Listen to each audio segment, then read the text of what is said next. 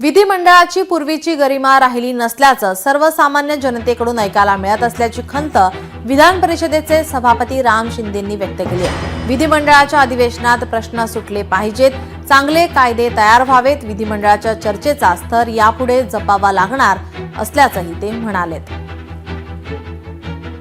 विधिमंडळ असेल की पार्लमेंट असेल, हे लोकशाहीमधले पवित्र मंदिर आहेत। या अधिवेशनाकडे आस लागलेली असते। माझा प्रश्न सुटेल का ह्या भूमिकेतून ते सर्वजण पाहत असतात। पण दैनंदिन या सभागृहाचं कामकाज होत असताना पूर्वीची गरिमा राहिली नाही हे चित्र सर्वसामान्यांच्या बोलण्यातून ऐकायला मिळतं।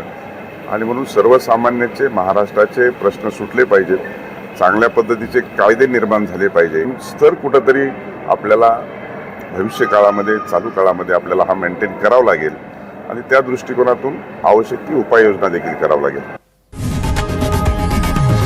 लोकशाही मराठी ऐका, पहा, जागरूक रहा।